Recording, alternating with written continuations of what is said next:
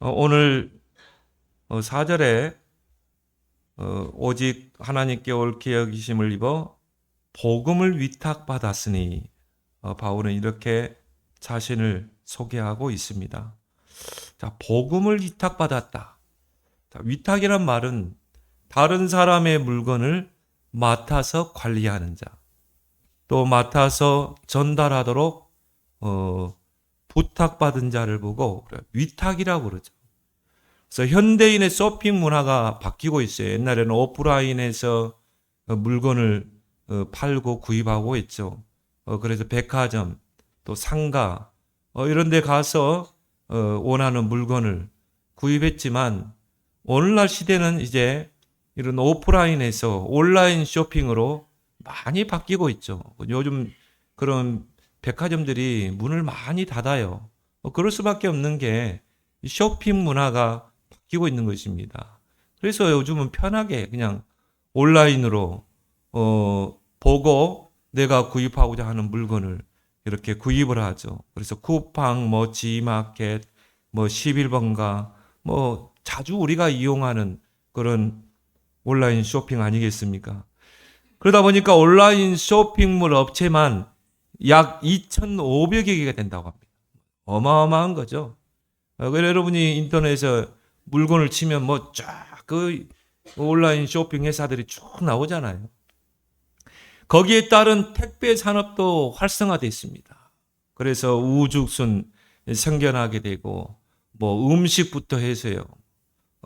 배달의 나라, 요기요, 그런 음식부터 해서 대형 물건까지 배달이 안 되는 데가 없어요. 요즘은 차도 배달되고요. 그런 시대가 됐고요. 특히 해외 택배가 늘어나게 되고 우리 애들도 보니까 해외에서 그냥 국내에서 좀 이 가격이 나가는 신발 같은 거를 해외에서 저렴하게 이렇게 구입을 하더라고요. 해외 택배도 많이 늘어난 것 같아요. 그러다 보니까 택배 업체 간의 경쟁도 치열하게 되고 대표적인 그런 업체만 13개라고 합니다. 그래서 이런 치열한 경쟁을 하다 보니까 이렇게 도태되는 업체도 많이 생겨나게 되고요. 근데 살아남는 그 업체들을 보니까 택배 산업에서 살아남으려면 택배 이 기사가 발신자와 수신자를 잘 알고 있어야 돼요. 이 물건을 보내는 사람이 누군가, 또 이 물건을 받을 사람이 누군가. 그래서 우리가 물건을 이렇게 주문하면 이 문 앞에 배달이 되면 그런 문자가 뜨잖아요. 고객님이 구입하신 물건이 이렇게 배달됐습니다. 그리고 내일 정도 배달될 겁니다. 또 발신자에게는 고객님이 맡기신 물건이 수취인에게 잘 배달되었습니다. 그런 문자가 이렇게 오잖아요. 이렇게 발신자와 수신자를 잘 알고 있어야 되겠죠. 그걸 배달하는 이 택배 기사는 또한 배달할 물건이 무엇인지 내용을 알고 있어야 되겠죠. 그 배달하는 물건 중에는 이 유리와 같은 그런 물건도 있잖아요. 그런 거 잘못 취급하면 어떻게 됩니까? 결국 막 이렇게 싣고 내리고 하면서 이게 깨질 수 있거든요. 그래서 이런 유리 같은 이런 물품은 이 포장지를 더 이 세밀하게 해야 되겠죠. 깨지지 않도록. 그리고 박스에다가 이렇게 해서 이 충격에도 깨지지 않도록 그렇게 포장을 해서 배달해야 되겠죠. 또한 살아남기 위해서는 정확하게 신속히 배달돼야 돼요. 그래서 로켓 배송 그러죠. 신속히 요즘 세대들은요 조금 늦다 그러면요 막 불만을 막 리뷰에 달고 그렇습니다. 왜 이렇게 늦는지 모르겠다. 그래서 하루 만에 배달되는 또 그런 택배 회사는 좋은 회사 그렇게 이야기할 정도로 일단 로켓 배송이 돼야 되고요. 그리고 물품 파손이 되지 않도록 또 주소지가 잘못 배달돼 가지고 잘못 배송되지 않고 또 늦게 배송되고 그러면 안 되겠죠. 그런 그 택배회사는 남을 수가 없죠. 처음에 저희가 교회를 개척한 곳이 상계 이동 거긴데요. 거기에 3층이요. 그런데 그 엘리베이터도 없잖아요. 근데 이제 우리 아버님이 살아 생전에 꼭 보면 양파즙을 이렇게 보내요. 양파즙 한 박스를 이렇게. 그러면 그게 얼마나 무겁습니까, 그게. 다 물이잖아요. 그러면 이제 택배기사가 이걸 짊어지고 그냥 3층까지 와야 되거든요. 그것도 한 2박스, 3박스 이렇게 보내면. 그러면 이제 그분이요. 그 3층까지 올라오면서 항상 하는 말 했어요. 죽겠다고 그러냐면서요. 그러면서 또 이제 막 이 물건을 싣고 내리면서 이 몇 개 터지잖아요. 아무래도 비닐로 포장하다 보니까. 그런 것들도 있고요.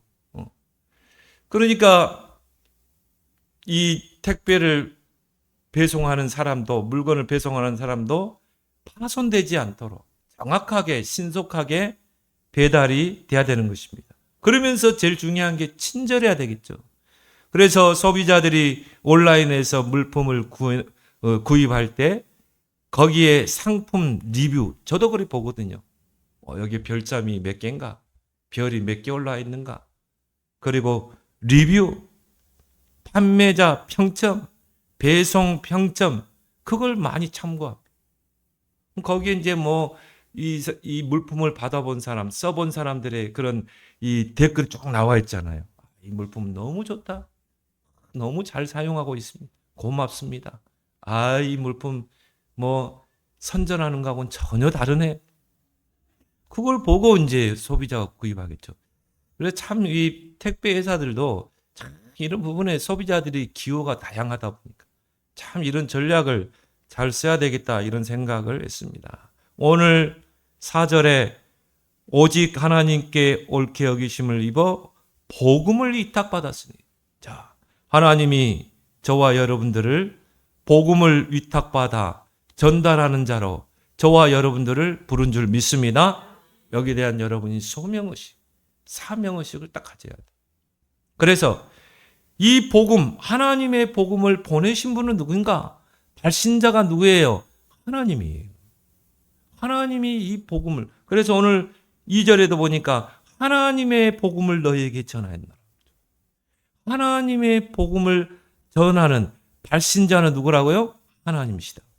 그러면 발신자가 있으면 수신자가 있겠죠. 그 복음을 받는 분이 하나님이 현장에 예비된 자라. 그래서 오늘 2절에도 보니까 하나님의 복음을 너희에게 전하는, 하나님께로부터 그 복음을 받아서, 이 소중한 복음을 받아서 저와 여러분들이 이거를 전달하는 그런 택배 기사와 같은 그런 사명 속에 저와 여러분들을 부른 줄 믿습니다. 그런데 그 수치인들이요, 현장에 예비되어 있는 거예요.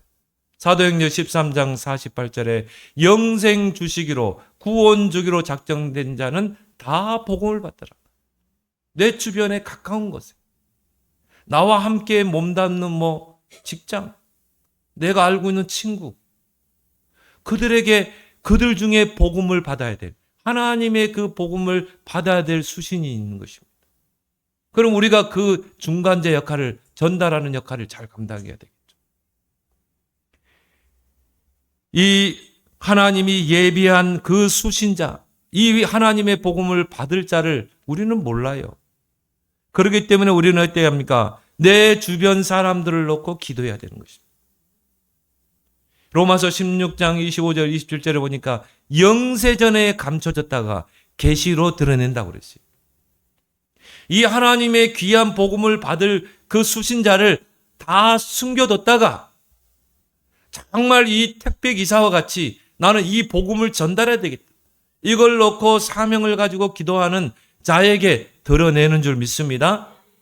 하나님께서 이 사람에게 전달해. 하나님이 계시로 드러내게 돼 있어요. 특히 뭡니까? 여러분 주변의 불신자들, 불신 가족들. 나는 그걸 1순위라고 보거든요. 이 하나님의 귀한 복음, 생명의 복음, 구원의 복음을 전달받을 가장 첫 번째 대상은 우리 불신 가족이. 저도 처음에 저 혼자 예수 믿었거든요. 우리 부모 다 불신자였어요. 근데요, 사도행전 16장 31절에 이 말씀이 내게 딱 꽂히는 거 있죠. 주 예수를 믿어라. 그래야면 너와 내 집이 구원을 받으리라. 하나님은 나 한 사람을 통해서 우리 모든 가족들이 구원받기를 원하시는 거예요. 그걸 놓고 하나님 앞에 계속 기도했어요. 근데요, 하나님이 시간표가 되니까요, 하나님이 사인을 보내는 거예요. 부모님에게 전달해라. 또 형 가족에게, 누님 가족에게, 또 우리 동생, 여동생 가족, 이 복음을 전달하라는 거예요. 그래서 제가요, 이 하나님의 복음을 다 받아서 제가 딱 전달했거든요. 지금은 다 권사되고요. 다 집사고 그랬어요. 또 하나님이 저를 학교 현장으로 보내는 거 있죠.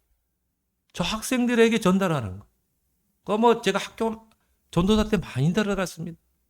연세대학교, 서일대학교, 건국중학교, 또 뭡니까? 면목고등학교, 대원외고, 대원고등학교. 하나님이 성공여고 보내는 거예요. 전달하라고. 그때 복음받은 랩런트들이요, 지금 보니까요, 시집가고 장가가가지고 제자가 돼 있더라고요. 학교 교사가 돼 있고. 저는 그 심부름을 한 겁니다. 하나님이 제게 소명을 주셨기 때문에. 하나님이 예비하신 자를 찾기 위해서 내 주위 모든 사람들에게 복음을 전달하는 것입니다. 그 속에 복음 받을 사람, 물론 거부하는 사람 있어요. 나 예수 안 믿어. 나 이걸 필요 없어.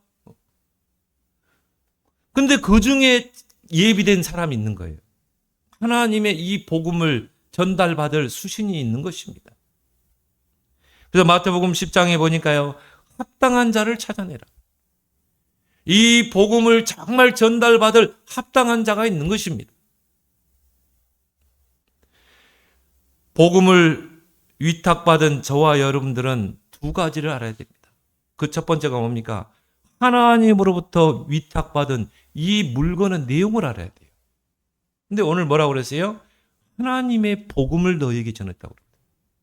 우리가 위탁받은 그 물건의 내용이 뭡니까? 하나님의 귀한 복음이라니까요. 예수 그리스도의 생명을 주고 이뤄낸 그 구원의 복음이라니까요.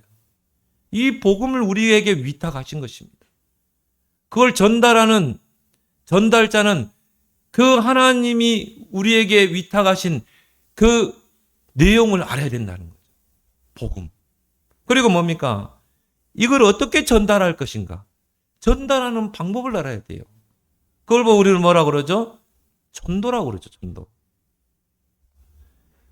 여러분이 정말 복음을 알고 전도를 알고 있다. 여러분 최고 하나님의 축복의 1순위에 있는 줄 믿습니다. 따라합시다. 나는 하나님의 축복의 1순위다. 왜 그래요? 복음은 모든 것, 전도는 모든 걸 포함하고 있는 것. 여러분이 복음 가지고 전도해 보세요.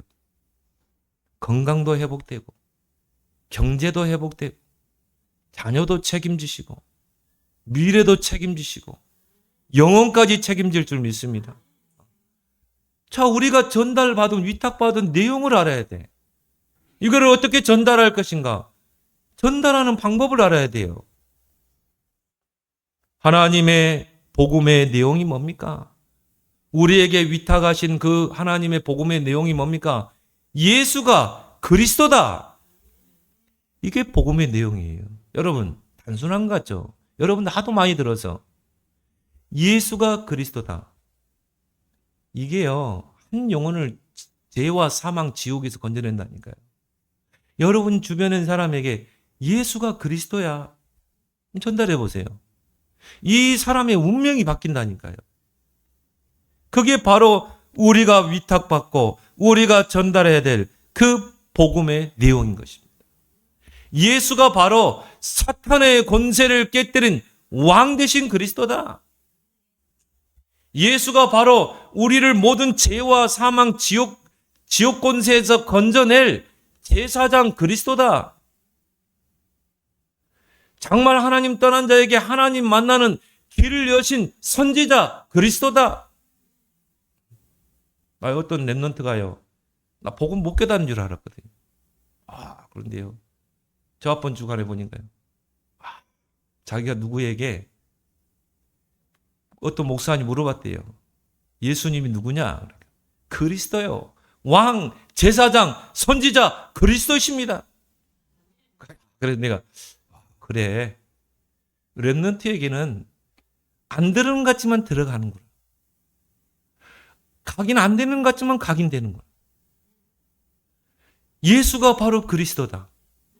왕, 제사장, 선지자 그리스도다. 이걸 아는 자가 구원받은 자예요. 이거 아는 자를요, 사단은 벌벌 떱니다. 지옥 권세가 흔들립니다. 하나님은 그 사람을 주시는 거예요. 제자는 다른 게 아닙니다. 예수가 그리스도구나. 이 사실을 몰라서 다 죽어가구나. 나는 이 사실을 알려야 되겠다. 이게 제자예요. 그 사람은 그리스도의 증인으로 서게 돼요. 위탁받은 그 복음을 전달하게 되어 있는 것입니다. 로마서 1장 16절에 이 복음은 모든 믿는 자들에게 구원을 주시는 하나님의 능력이 됩니다. 하나님의 복음 뭐라고요? 구원의 능력이다. 이걸 우리에게 위탁했다. 소중하고 귀한 복음. 얼마나 감사합니까, 여러분? 여러분 다 위탁받았습니다. 전달해야 돼요. 이걸 잘 보관했다가 꼭 전달해야 될 사람에게 수신인을 찾아서 전달해 줘야 돼요. 많은 사람이 예수는 아는데 그리스도를 모릅니다. 왕, 제사장, 선지자 그리스도를 모르는 거예요. 그러니까 뭡니까? 여러분, 예수는 아는데 그리스도 몰랐다. 절대 사단은 못 이깁니다. 절대 저주 재앙 못 막습니다. 내게 있는 영적 문제, 우리 가문의 영적 문제 못 이깁니다. 여러분 한번 물어보세요. 교회 다니는 기존 신자에게 물어보세요. 예수는 뭡니까? 무슨 뜻입니까? 그리스도는 무슨 뜻입니까? 예수는 안다니까요. 역사적인 예수. 십자가에 고난당하신 역사적인 예수는 알아요. 그리스도를 몰라요. 이게 사단의 전략이다. 그래서 우리는 예수가 그리스도이심을 알고 누리는 자인 줄 믿습니다. 여러분, 저도 전에 한번 이야기했잖아요. 강욱원 다른 사람이 알아요. 근데 목사인지 몰라. 그럼 저에 대해서 압니까? 모르는 겁니까? 모르는 거죠. 강욱원이라는 사람은 목사님이야? 신학을 하고 목사 안수 받은 분, 강단에서 설교하고 기도하고 전도하는 분. 그게 목사 아닙니까? 그럼 목사라는 건 직분 아니에요. 근데 강욱원이 어떤 일을 하는 사람인지 몰라. 그럼 저에 대해서 아는 거예요? 모르는 거죠. 강욱원 이분은 목사님이구나. 이래야 저에 대해서 아는 거죠. 예수 그리스도를 정확히 몰라요. 한번 물어보라니까, 여러분 주변에. 그리스도가 예수님이 십자가에서 하신 일이 뭡니까? 그리스도란 뜻이 뭡니까? 모릅니다. 그러니 사탄을 못 이기지. 어제 그런 이야기 있잖아요. 애굽에서 빠져나왔는데 아직 안 나온 거예요. 아직 애굽에 있는 거예요. 몸뚱이만 나온 거지 생각은 애굽에 있는 거예요. 어떻게 사단을 이깁니까? 어떻게 저주 재앙을 막아냅니까? 내 개인의 영적 문제도 해결 못하는데. 그리스도 아는 순간이요, 사단이 발 앞에 팍 무릎 꿇게 돼 있어요. 로마서 16장 20절. 사단이 너희 발 앞에 속히 무릎 꿇게 할 것이다. 무릎 꿇었다는 말은 뭐예요? 항복하는 거죠. 사단이 내 발 앞에서 항복해야지. 항복하고 떠나가는 것입니다. 치유는 다른 게 아니에요. 이 사람이 정말 예수가 그리스도이심을 진짜 알고 고백할 때 흑암이 무너진다니까요. 그걸 모르도록 사단이요 혼미케 하는 것입니다. 혼돈, 공허, 흑암으로 사라지는 것입니다. 그래서 하나님이 빛을 창조한 거예요. 이런 빛 아니에요. 생명의 빛, 능력의 빛, 그 그리스도의 빛을 우리에게 주신 줄 믿습니다. 그래서 마가복음 16장 17절 18절에 너희가 내 이름으로 귀신을 쫓아내며 뱀을 집으며 병든 자에게 손을 들 나으리라. 누구의 이름으로? 예수 그리스도의 이름으로. 흑암이 무너져 버린 것입니다. 이 하나님으로부터 위탁받은 이 복음을 우리가 어떻게 전달할 것인가? 이게 바로 전도라니까요. 우리에게 위탁받은 이 복음을 전하는 것. 그게 하나님이 이 복음을 전달하는 방법인 것입니다. 고린도전서 1장 21절에 하나님은 전도에 미련한 것으로 많은 영혼을 구원하기를 기뻐하시네. 불신자들은요, 또 전도에 영혼 구원에 관심 없는 사람들은 전도하면 미련하다고 그래요. 제가 그랬거든요. 제가요, 신학교 때 성경적 끼고 전도로 다녔거든. 막 사형리 가지고 전도하고. 어떤 사람은 나오고 미쳤다고 그러고요. 그래도 전도했어요. 왜? 이게 하나님이 기뻐하는 걸 알기 때문에. 너 왜 신학교 가? 전도하기 위해서. 영혼 구원하기 위해서. 너 왜 목사 되려고 해? 목사 돼가지고 뭐 공부 잘해가지고 박사학위? 박사들 꽉 찼어요. 신학 박사들 꽉 찼어요.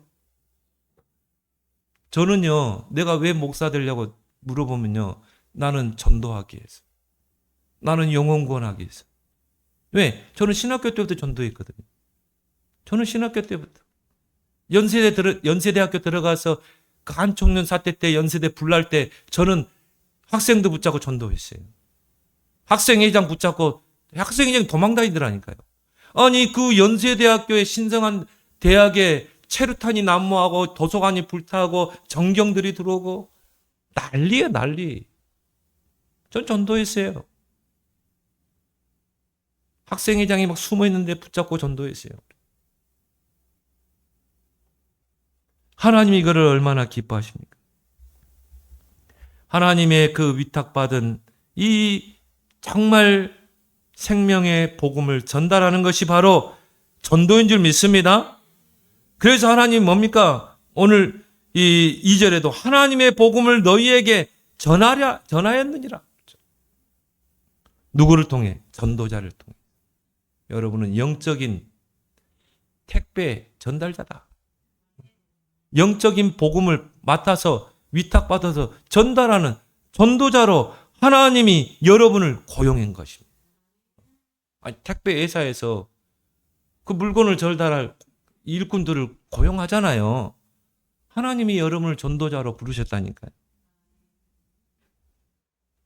그래서 사도행전 1장 3절에 부활하신 주님이요 제자들을 탁 감람산에 불러 모았잖아요. 거기에는 한 사도도 있었고 거기는 70인 중직자도 있었고 그리고 뭡니까? 40일 동안 이제 하나님이 이 복음을 전달할 일꾼들을 불렀기 때문에 고용주가 일꾼을 부르면 바로 일합니까? 아니죠. 회사에서 이제 이 직원들을 훈련시켜야 되잖아요. 훈련시켜서 직원을 쓰는 거지. 택배 전달할 택배 회사에서 고용주가 택배 기사들을 부를 때 그냥 막 보냅니까? 아니죠. 택배를 배달할 때는 이렇게 해야 된다. 수신인과 발신인을 잘 알아야 되고 이 물품의 내용도 알아야 되고 포장은 어떻게 해야 되고 그리고 어떻게 친절하게 해야 되고 인사는 어떻게 해야 되고 훈련시키죠. 한 달이면 한 달, 40일이면 40일 훈련시켜서 보내잖아요.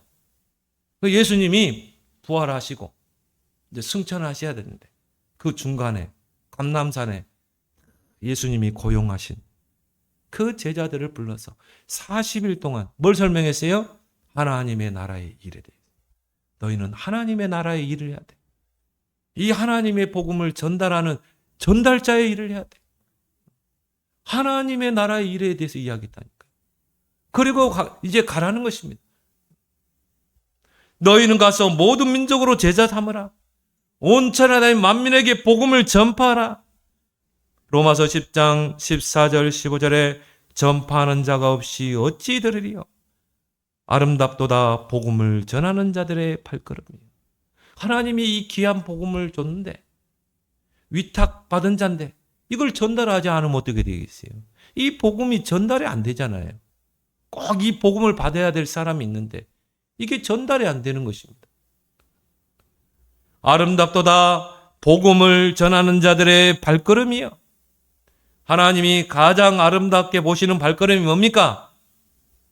이 하나님의 복음을 위탁받아서 꼭 이 복음을 받을 수신자에게 전달하는 것. 하나님이 그 발걸음을 귀하게 보시는 줄 믿습니다. 두 번째로 뭡니까? 이 복음 수신자를 하나님이 예비하셨어요. 이 복음을 꼭 받아야 될 사람. 하나님이 현장에 이 복음을 전달받을 수신자를 다 예비해 두셨다. 근데 세 대상자를 예비했어요. 그게 바로 갈급한 자, 충성된 자, 사명자인 것입니다. 이 세 대상자의 특징이 있어요. 여러분이 복음 전하면요, 즉시 반응을 보여요. 대부분 복음 전하면 막 거부해요. 근데 갈급한 자, 충성된 사명자는요, 복음을 딱 받으면 바로 반응을 보입니다. 특히 갈급한 자. 이들은요, 뭔가 갈급한 상태 속에 있어요. 여러분 주변에요, 영적으로 시달리고, 정신적으로 시달리고, 뭔가 우울증에 시달리고, 공황증에 시달리고, 노이로제 증상에 시달리고, 뭔가 암과 같은 질병에 또 삶이 무너지고 황폐된 자들, 갈급한 영혼들. 이들이 복음 받을 대상이에요. 여러분 주변에 한번 찾아보세요. 우리는 정상적으로 귀신이 안 보이잖아요. 이 사람들은 보입니다. 우리는 정상적으로 귀신 소리 안 들리잖아요. 이 사람들은 들립니다. 이 사람들은 막 마귀에게 삶이 눌려서 삽니다. 갈급합니다. 답이 없기 때문에. 이들은 갈급한 상태이기 때문에 복음을 전달하면요, 즉시 반응을 보이게 돼 있어요. 사도행전 16장 15절에 나를 주 믿는 자로 알거든 내 집에 들어와 유하라. 그 아까 전해준 이 복음을 다시 전해. 제가 한때는요, 시국에 계속 많이 나갔어요. 거기에 랩런트들이 있는데 거기 가서 메시지를 전했어요. 근데 제가 갈 때마다요, 메시지를 잘 받는 청년 하나가 있더라고요. 얼마나 잘 받는지 몰라요. 굉장히 갈급해가지고. 그래서 제가 이제 메시지 끝나고 올 때마다 미션 하나씩을 주거든요. 이렇게 미션을 해라. 이렇게 지역 도표를 그려라. 사람 도표를 그려라. 미션 하나를 딱 주고 제가 돌아오거든요. 그리고 이제 뭐 또 한 달 있다 가보면요, 그 미션을 다 수행해요.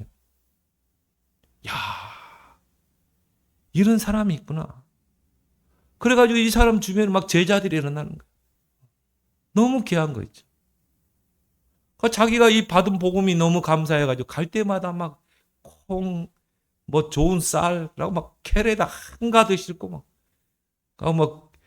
뭡니까 비행기에서 그냥 무게 초과해가지고 더 내고 오고 그랬어요. 근데 주는 걸 어떻게 합니까? 받아야 와야지. 그런 갈급한 심령이 우리 주변에 있는 것입니다. 여러분 주변을 찾아보세요. 좋은 관계를 맺으면 다 나옵니다. 두 번째, 충성된 자입니다. 그 충이란 말이 뭡니까? 마음심의 가운데 중 아닙니까? 중심이 바른 자가 있다니까요. 하나님을 향한 중심이 바른 자가 있습니다. 나름대로 하나님 앞에 충성하는 자가 있습니다. 바울이 사도행전 17장에 데살로니가 지역에 들어가죠. 그리고 바울이 회당에 가서 그리스도의 당위성을 설명합니다. 왜 예수가 그리스도여야 하는가? 그 당위성을 선포하는데요, 거기서 복음에 반응하는 사람들이 나왔어요. 헬라인과 기브인들이 복음을 받게 되죠. 그 속에서 찾아낸 한 인물이 바로 야손입니다. 하나님을 향한 중심 있는 사람. 이 사람이 복음을 받고 자기 집을 교회로 내놓은 것입니다. 그때 당시에는 건물 그런 게 없어요. 자기 집이 교회라. 여러분, 자기 집을 교회로 내놓는 게 쉽지 않잖아요. 그래서 거기서 말씀 운동이 일어나게 됩니다. 그러니까 그걸 시기하는 게 유대인들입니다. 유대인들이요, 깡패들을 동원시켜가지고 야손의 집에 쳐들어간 거예요. 그러니까 야손이 그걸 보고는 바울을 급히 숨깁니다. 피신시킵니다. 보호합니다. 그러니까는 이제 그 깡패들이 야손의 집에 들이닥쳐가지고 바울을 찾는데 바울이 없는 거예요. 그러니까 어떻게 합니까? 야손과 제자들 막 가두죠. 협박을 하죠. 보석금을 내고 석방을 했지만 이런 충성된 자에게 복음이 들어가면 복음에 생명 걸게 돼 있어요. 목이라도 내놓게 돼 있어요. 제가 이 전도사 때는요, 학교 현장에 많이 들어갔었거든요.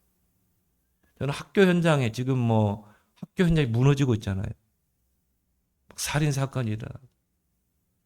학교 현장에서 정말 기도하면서 학생들에게 복음 전하는 선생님 두 분을 봤어요. 첫 번째는요, 건국중학교. 이분이 보니까 장로님이에요. 야, 학교 현장에 이런 분이 있구나. 그 과학실 있잖아요. 과학 선생님인데 과학실이 커요. 거기다가 예배 드릴 수 있는 모든 시설을 다 갖춰놨어. 앰프, 마이크, 보면대, 그리고 성경책 싹 다 준비되어 있어요. 근데 이분이 보니까요, 그걸 앞에서 인도할 사람이 없는 거라. 근데 하나님이 그렇게 만나겠다니까요. 수요일마다 제가 들어가는데요, 점심시간 때 딱 15분. 점심 때 애들이 이제 밥 먹고 이제 딱 오는 것입니다. 15분을 하는데 이분이 수업 시간마다 이 광고를 하는 것입니다. 야, 수요일 날 어떤 전도사님이 들어와서 기타 들고 와서 찬양하면서 기도해야 하는데 너희들 와라. 그래가지고 막 애들을 불러 모으는 거예요. 그럼 저는 이제 수요일 날 제가 기타 들고 가죠. 그래가지고 찬양하면서요, 멘트하면서 복음을 전하는 것입니다. 영접시키고. 그 과학실 안에 꽉 찼어요. 그래서 거기서 이제 메시지를 잘 듣는 애들을 따로 불러서 제자 훈련을 했겠죠. 야, 이런 선생님이 계시거든. 저희 집사람하고 결혼식 할 때 이분이 왔더라고요. 감사하더라. 아마 지금도 그분은 전도자로 사실 것입니다. 물론 교편 생활은 이제 마감하셨겠지. 또 한 군데는요, 연목고등학교 미술 선생님. 이 선생님이요, 보니까 그 미술실 자그마한 공간에서 애들을 한 명씩 불러가지고요, 영접시키고 양육해요. 영적으로 시달리고 이런 애들을 양육해. 그래가지고 영접하면 저에게 붙여요. 전도사님이 양육해달라. 야, 이런 분이 있구나. 정말 내가 있는 현장에서, 학교 현장에서 이 하나님의 복음을 위탁받아서 전달하는, 저 렘넌트들이 전달하는 이런 분들이 있더라니까요. 이런 충성된 분들이 있더라니까요. 참 감사하죠. 또한 사명자입니다. 정말 영혼 구원에 가슴이 있는 자입니다. 사도행전 18장에 보면요, 브리스길라 아굴라죠. 브리스길라는 로마인입니다. 귀족이고 그 남편 아굴라는 유대인이죠. 이 부부가 오순절 절기 때 사도행전 2장에 예루살렘에 방문한 것입니다. 경건한 유대인들이 절기를 지키기 위해서 예루살렘으로 모여든 거예요. 거기에 보면 15개 나라에서 온 경건한 유대인들인데 그 중에 이 중요한 문구가 있죠. 로마에서 온 나그네. 브리스길라고.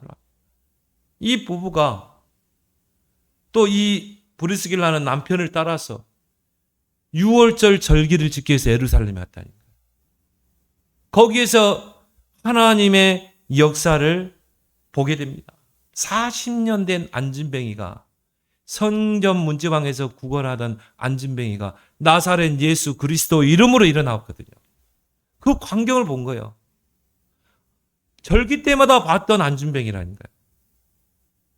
나사렛 예수 그리스도로 일어나서 그 안진뱅이가요, 성전에서 하나님께 찬양하고 기뻐하는 것을 본 것입니다. 그리고 이 베드로를 통해서 복음을 받게 된 것입니다. 이 부부가 이제 로마로 돌아가서 로마에서 복음 운동을 펼친 것입니다.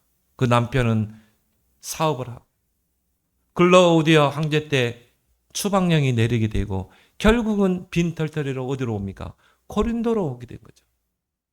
근데 이 부부는 이미 복음을 깨달은 부부예요. 또 이거를 전달하는 전도자로 쓰임받았던 인물이죠. 그렇게 해서 고린도에 왔는데 거기서 전도자 바울을 만나는 것입니다. 만남의 축복이죠. 저와 여러분들의 만남은 최고 축복된 만남인 줄 믿습니다. 왜? 우리는 복음 때문에 만난 거예요. 다른 것 때문에 만난 게 아닙니다. 우리 교회는요, 오직 복음 전하고 선교하는 교회입니다. 렘넌트 키우는 교회입니다. 거기서 전도자 바울을 만났는데 로마서 16장 3절 4절에 보니까 복음을 위하여 생명을 내라. 제가 한 번은요, 대용고등학교를 들어갔는데요. 고3 학생, 수험생이에요. 이 친구가요, 정말 고3 학생이면서 수험생이면서 학교에서 전도를 하려고 하더라고요. 근데 전도를 잘 모르니까 복음도 희미하고 하나님이 친구를 만나게 했어요. 그래서 뭐 야자 때 이제 그 아카시아 나무 밑에서 이렇게 제가 복음 편지 가지고 양육을 했거든요. 그리고 미션을 주고 너희 친구들 놓고 기도하면서 이 복음을 전달해라. 내가 복음 편지 일과를 주면 그걸 가지고 와서 전달하는 것이죠. 그러니까 한 번은 이제 아카시아 나무 밑에서 이렇게 성경 공부하는데요. 어떤 선생님이 와가지고 막 꾸짖는 거 있죠. 당신은 누구냐고. 그때는 이제 학교에 들어가고 했잖아요. 지금은 못 들어가지. 왜 이게 들어와서 학생 붙잡고 이렇게 하냐. 그럼 너는 왜 여기 나와 있냐고. 지금 야자해야 되는데. 알겠습니다, 선생님. 그 제가 딱 이렇게 나오면요, 얘가 따라와요. 그 정문까지 저를 배웅해 주는 거예요. 그 선생님이 야, 너 들어가라는데 왜 따라가냐는 거예요. 한마디 안 해요. 그리고 저를 따라와요. 정문까지. 저에게 인사하고 그러고 들어가는 거죠. 제가 그 교회를 나오면서 이제 걔는 대학을 가게 됐는데요. 지금 아마 걔는 전도자로 살 겁니다. 아마 결혼했겠죠. 이런 충성된 자, 이런 사명자가 정말 나름대로 복음을 전하려고 하는 이런 자에게 복음이 필요한 줄 믿습니다. 우리 주변에 있다니까요. 이런 갈급한 자, 충성된 자, 사명자가. 그래서 세 번째 뭡니까? 복음 전달자의 축복을 누려라. 하나님께서 복음 전달자의 모든 삶을 하나님 책임지십니다. 그래서 오늘 4절에 중반절에 뭐라고 나왔습니까? 우리가 이와 같이 말함은 사람을 기쁘게 하려 함이 아니요 오직 우리 마음을 감찰하시는 하나님을 기쁘시게 하려 함이라. 여러분이 하나님께로부터 이 복음을 위탁받아서 여러분 주변에 있는 사람들에게 이 복음을 전달하는 것을 하나님이 기뻐하시는 거예요. 하나님이 아름답게 보시는 거예요. 또 이것이 여러분의 기쁨이 되길 바랍니다. 요한복음 4장 35절 36절에 너희 눈을 들어 밭을 보라 희어져 추수하게 되었도다. 거두는 자가 이미 싹도 받고 영생에 이르는 열매를 모으나니 이는 뿌리는 자와 거두는 자가 함께 즐거워하려 함이라. 여러분 가을 되면은 들에 막 곡식이 노랗게 익잖아요. 그러면 누가 필요해요? 그걸 낫으로 추수한 일꾼이 필요하잖아요. 그러니까 그 농장 주인이, 밭 주인이 뭡니까? 그 곡식을 추수할 사람을 고용을 하잖아요. 근데 예수님이 뭐라고 했습니까? 이 곡식을 거두는 자가 이미 싹도 받았다. 하나님이 여러분의 영혼을 추수하는 그런 전도자로 불렀다면 이미 싹을 결정하신 줄 믿습니다. 뭘 말합니까? 그렇죠? 고용주가 택배 기사를 고용할 때 월급은 얼마 주겠다. 연봉을 얼마 주겠다. 아니면 시급을 얼마 주겠다. 거기 따른 이 혜택은 이렇게 주겠다. 다 그렇게 계약을 하잖아요. 싹을 정하잖아요. 하나님을 복음을 위탁받아서 전달하는 전달자로 여러분 불렀다면 이미 싹을 다 정해놨다. 하나님이 이 복음을 전달하는 자를 책임지신다. 그 뒤를 다 봐주신다. 자녀도 책임지시고 경제도 책임지시고 건강도 책임지시고 믿습니까? 하나님이 고용주기 때문에 여러분은 일꾼으로 불렀기 때문에 이미 싹도 받았다. 고린도전서 4장 1절에 사람이 마땅히 우리를 그리스도의 일꾼이요 하나님의 비밀을 맡은 자로 여길지어다. 하나님의 비밀을 맡은 자를 보고 뭐라고요? 위탁받은 자라고. 복음의 비밀을, 이 하나님의 복음을 위탁받은 자, 그거를 잘 관리하고 전달할 자로 여러분을 하나님의 일꾼으로 부르신 것입니다. 그 고용주 되신 하나님, 얼마나 감사합니까, 여러분? 그래서 여러분은 전도자로 서길 바랍니다. 이 복음을 전달하기 위해서 나는 직장에 있는 것이다. 내 주변에 있는 모든 사람들에게 이 복음을 전달하라고 이 친구들을 만나게 한 것이다. 진짜 한번 해보세요. 야, 예수가 그리스도야. 여러분 주변에 영적으로 정신적으로 막 시달리고 막 가정이 깨지고 막 어려움 속에 있는 영적으로 시달린 사람, 그런 사람도 있죠. 야, 예수가 그리스도야. 너를 붙잡고 있는 이 사탄의 권세를 깨뜨리는 왕이야. 너희 가정에 이 저주와 재앙을 물리칠 그 제사장 그리스도야. 네가 지금 하나님 떠나서 이런 문제 오는데 하나님 만나는 길을 여신 선지자 그리스도야. 전해보세요 한번. 아무것도 아닌 것 같지만 이 사람에게는요 생명줄이라는 게 생명줄. 이 사람이 거기서 구원을 받게 되는 것입니다. 이걸 하나님이 기뻐하시는 거예요. 그러면 그 복음 전달자를 하나님이 책임지지 않겠어요? 고용주가 그 밑에 일꾼들을 책임지지 않겠어요? 지금은 성과급도 있더라고요. 일 잘하면요 성과급도 줘요. 다 차등하게 공평하게 주지 않아요. 일 잘하면 이 사람 더 줘요. 막 진급도 시켜줘요. 하나님도 똑같습니다. 고용주시기. 복음을 위탁받아 전달하는 그리스도의 일꾼으로 저와 여러분들을 부른 줄 믿습니다. 그래서 하나님과의 나와의 관계는 고용주와 일꾼의 관계다. 하나님이 이미 싹을 다 정해놨다.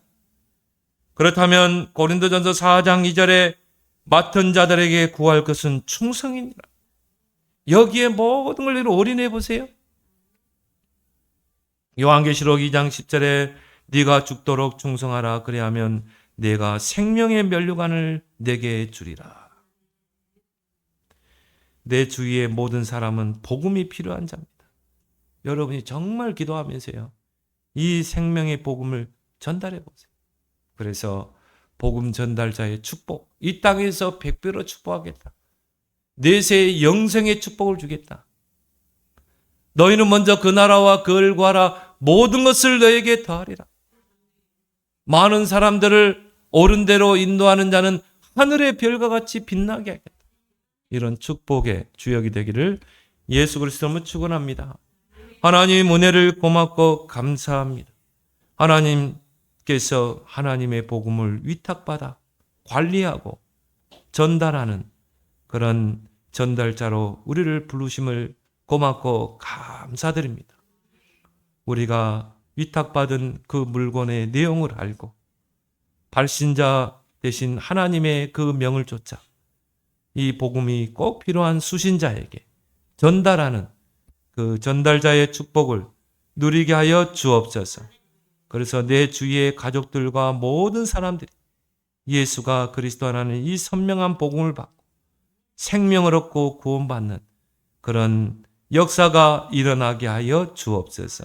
예수님의 이름으로 기도드리옵나이다. 아멘.